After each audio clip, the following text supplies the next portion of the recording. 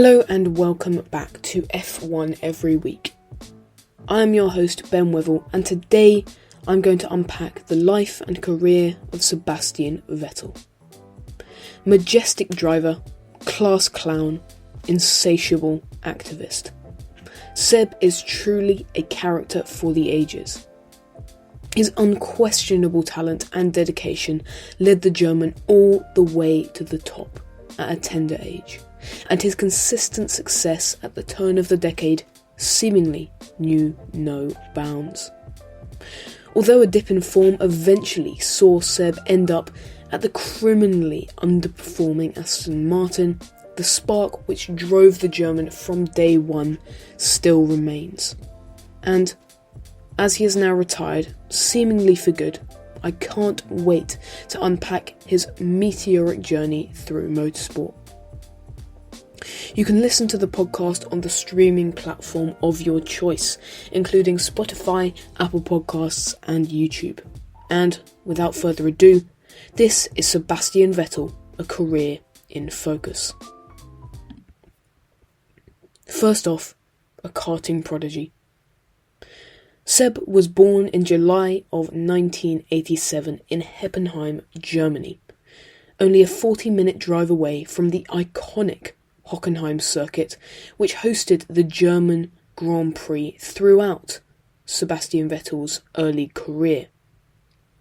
His brother Fabian was a racing driver himself, so he had those motorsporting influences from a very young age, and he began karting at around the same time, at the age of only 3 years old, and entered his first race in the German karting series in 1995.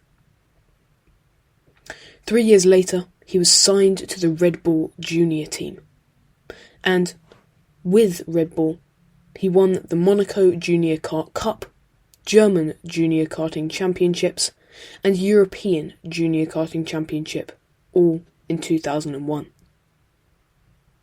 He came 6th place in the Senior ICA Kart Championship the next year.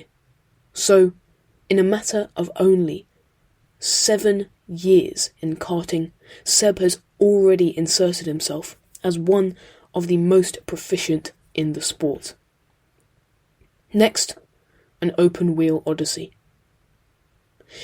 In his debut season out of karts and into the single-seater cockpit in the 2003 Formula 3 BMW Germany Championship, Seb took a fantastic 2nd place, more than enough for him to claim Rookie of the Year, before winning 18 out of 20 races in the 2004 season to claim the title by an astounding 124-point margin. He took 5th place in the F3 Euro Series in 2005, competing with the likes of Lewis Hamilton, Adrian Sutil, Luca Di Grassi and Paul Di Resta, many of whom would become household names in F1 and other forms of motorsport. He was a Rookie of the Year once again, and he came runner-up as well in the following year's F3 Euro Series. He then took 5th in the notoriously difficult Macau Grand Prix, behind the eventual race winner and should have been world champion Robert Kubica. In 2006, he competed in Formula Renault 3.5, in which he badly injured his hand at Spa in an 170-mile crash, which nearly severed his index finger, and he was expected to be out for a number of weeks.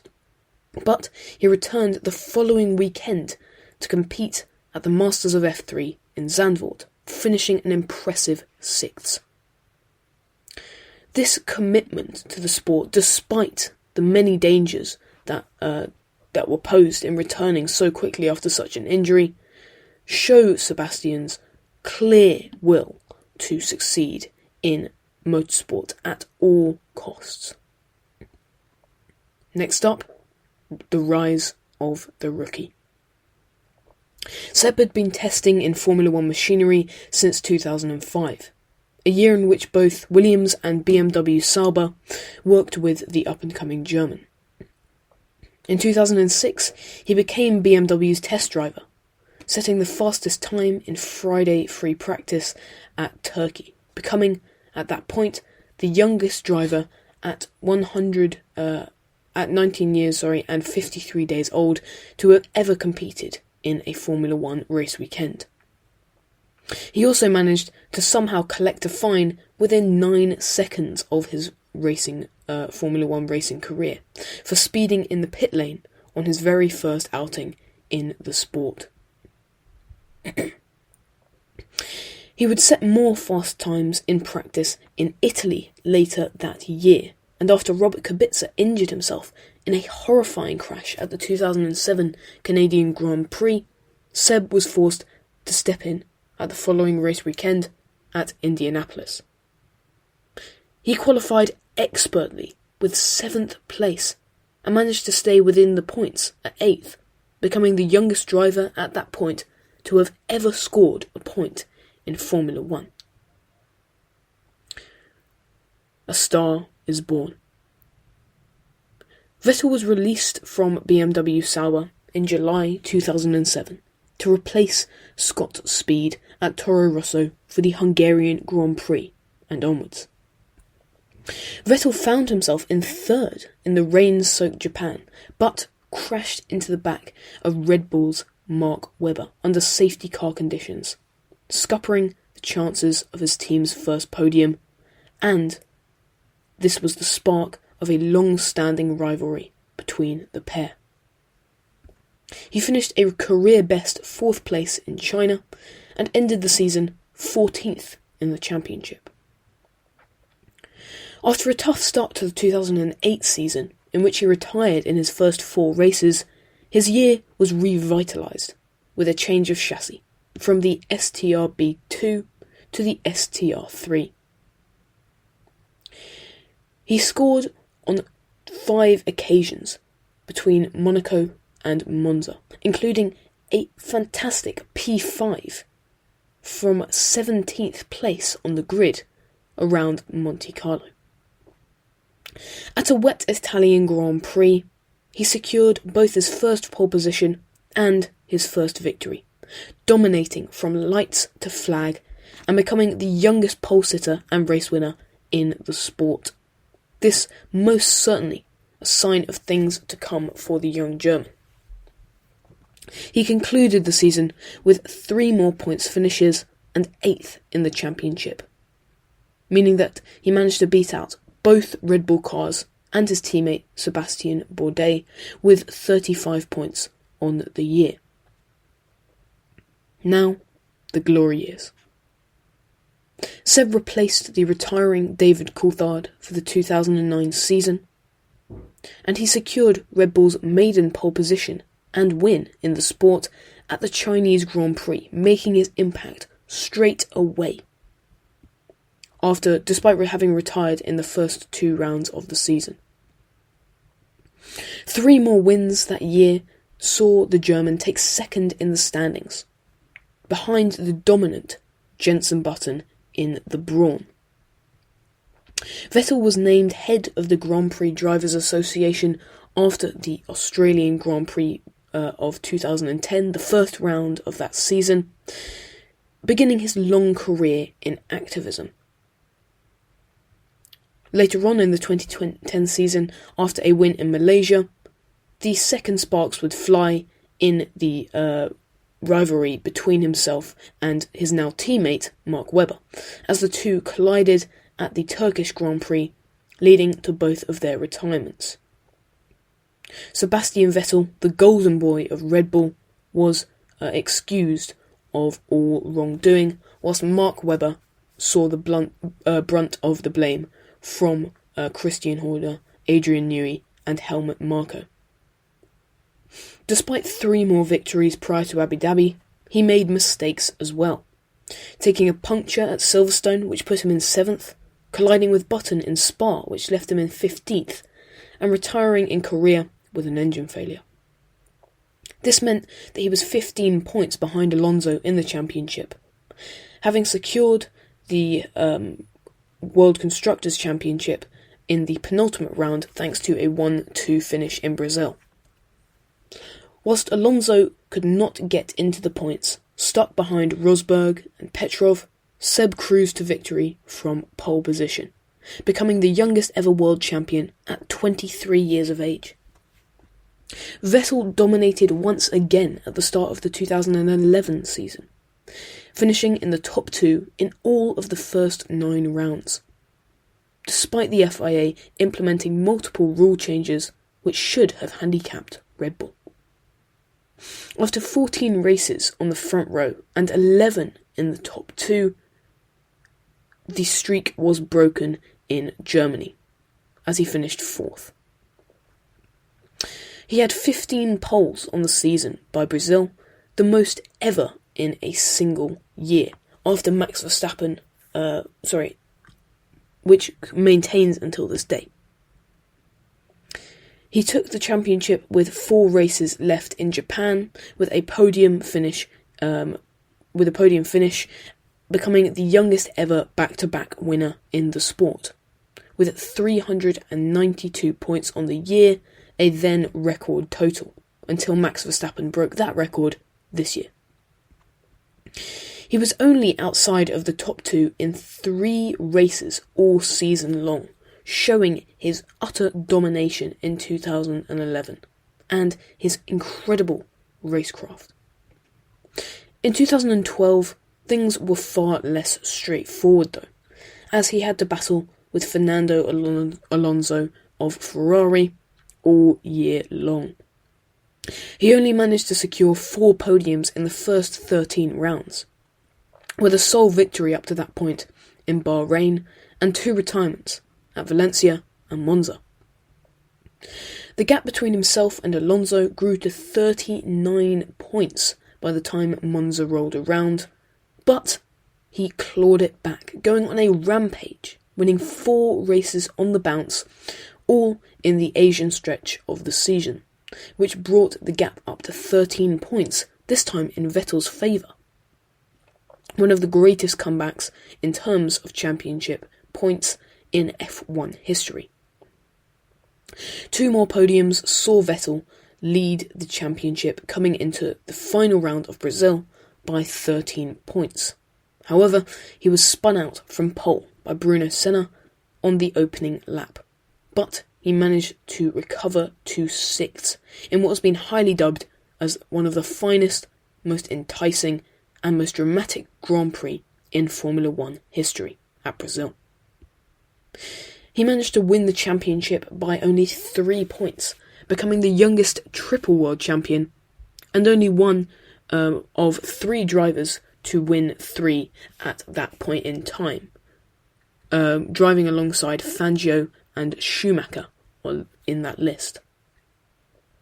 A year later, and there was promise of another closely fought championship as the season began, with the first 5 races shared between Vettel, Alonso and Raikkonen, who was now at Lotus. The start of the season also saw controversy though, as Vettel failed to acknowledge team orders and stole the victory, as some would argue, from Mark Webber in Malaysia. This incident, infamously dubbed as Multi-21, the cool-down room scene, one of the most dramatic and awkward moments in Formula 1 history. After a win in Canada, which saw his lead in the championship grow to 36 points, he retired with a gearbox failure in Great Britain, bringing the gap right back down again. However, any doubt of his success was removed after he won the final 9 races of the season, the most consecutive victories in Formula 1 history. He took his final championship with a new record, 397 points and 13 victories, which was also beaten by Max Verstappen this season. He became then only the 4th driver to win 4 championships in a row. After Daniel Ricciardo was promoted to Toro Rosso in 2014, after Webber had retired, things began to go downhill, and Seb was forced to move from Crimson to Rosa Corsa. He struggled with reliability early on, retiring in Austria, Monaco, and Australia, only securing 4 podiums all season with 0 race victories. The first time this has happened since Jacques Villeneuve in 1998. He was also outqualified by his underexperienced teammate across the season for the first time in his career. Daniel managed 3 wins and finished 3rd in the championship as well, truly embarrassing Seb, and causing him to join Ferrari in October, partnering Kimi Räikkönen and replacing longtime rival Alonso. He was back to winning ways in round 2 of 2015 at Malaysia, taking a gamble on softer tyres and beating out the Mercedes pair for his first win since 2013, a true breath of fresh air for the German. Seb had taken 5 more podiums and a win in Hungary before securing Ferrari's first pole position in 3 years and yet another win at Singapore. He had to settle for 3rd in the championship, despite being ahead of Rosberg until very late in the day, and described his comeback season as a true miracle. 2016, though, was another disappointment for Seb.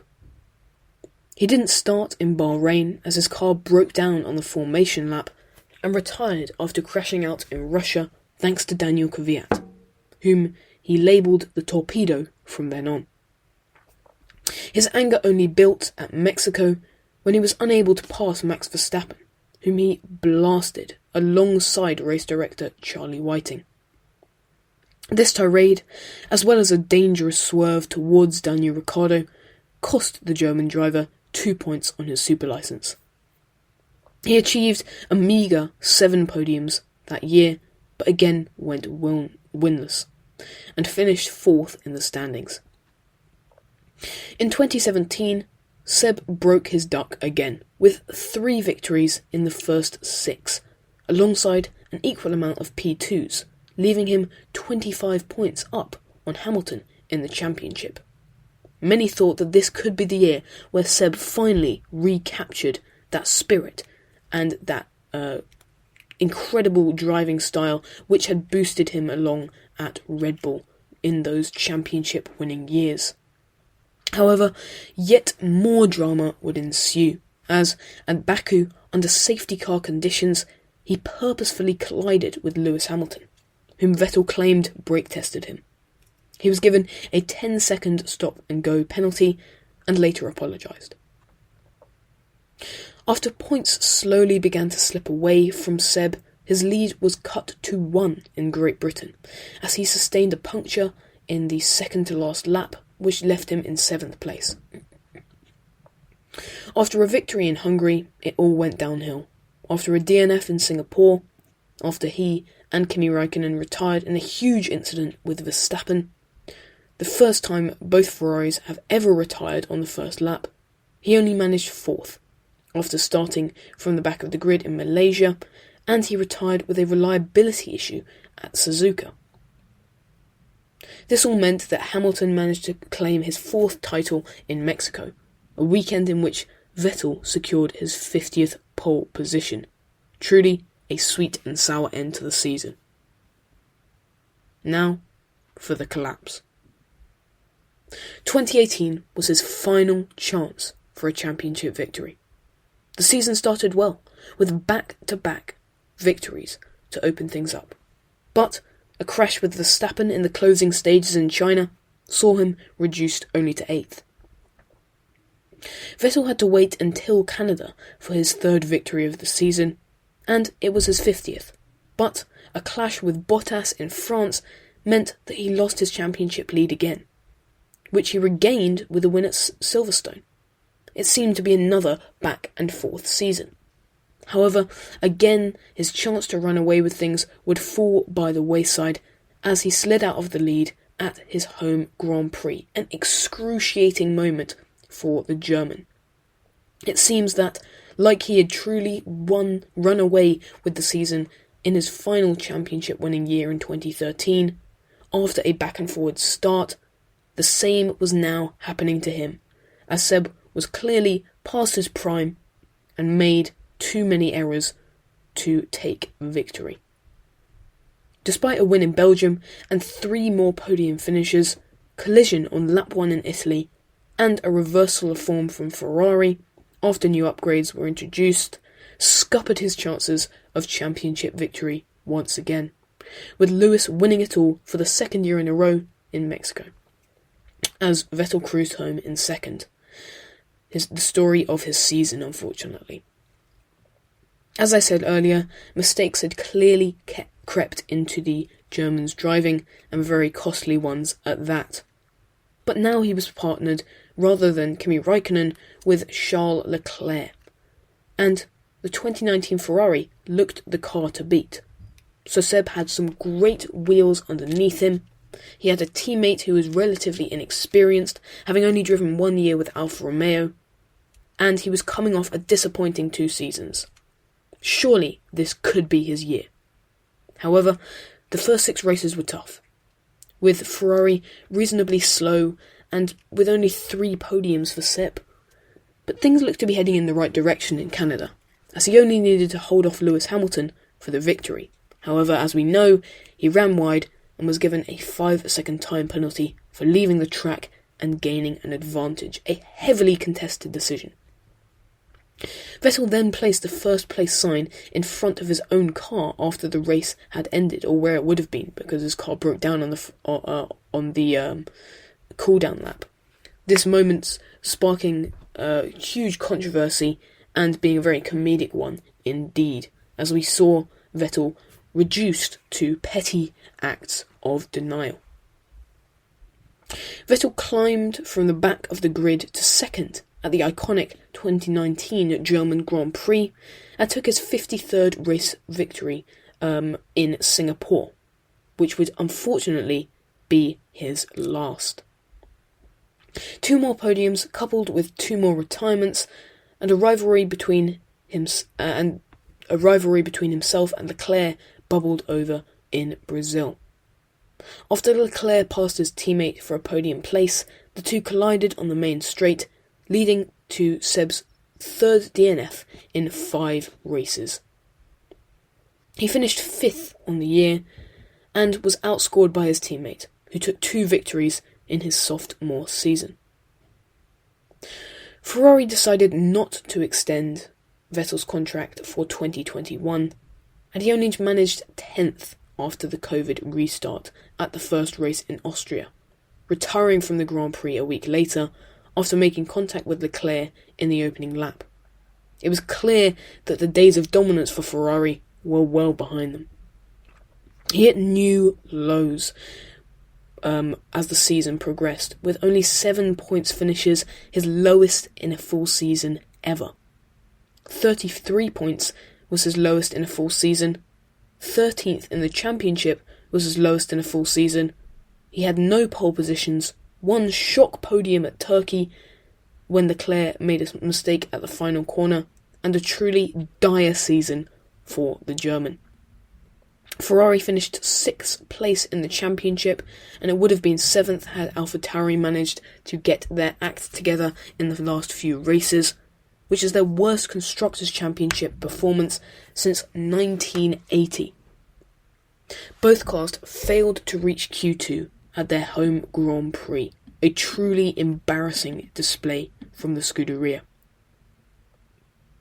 Pastures green. After an abysmal end to his stint at Ferrari, Vettel signed for the returning Aston Martin in 2021, replacing the Red Bull-bound Sergio Perez. After a slow start, he scored 3 times in a row, with 5th at Monaco, benefiting from a strategy error from Lewis Hamilton, and a podium at Baku, his first of the season, and his highest finish since Mexico 2019. Seb secured another podium in Hungary, after a battle for the lead with Ocon, but he was stripped of it after the Grand Prix as he did not have a sufficient fuel sample. 4 more points finishes meant 12th in the championship for Seb, at 43 points, ahead of his teammate Lance Stroll.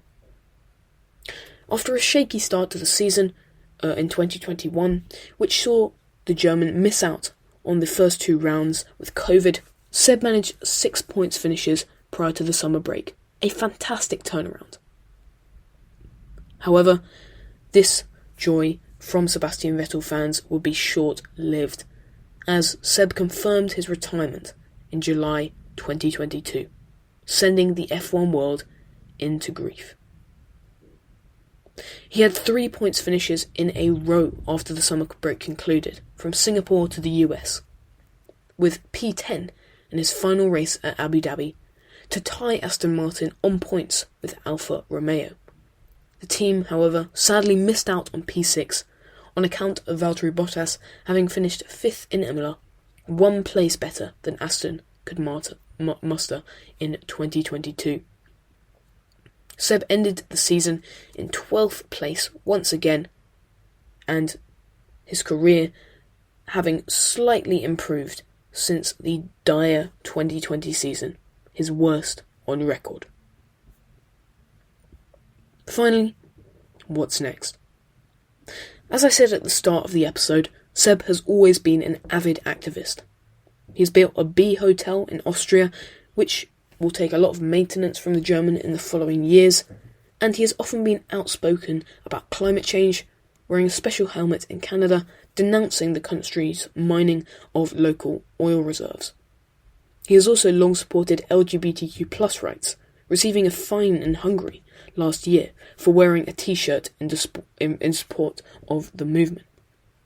Finally, Seb has always been critical of the FIA and is likely to remain a vocal figure in improving F1, making it more inclusive and fair for the future. Thank you for listening to F1 Every Week, and thank you, Sebastian Vettel, for his many years of commitment to the sport. I wish the German luck in whatever comes next for him, and I can attest that he will be greatly missed.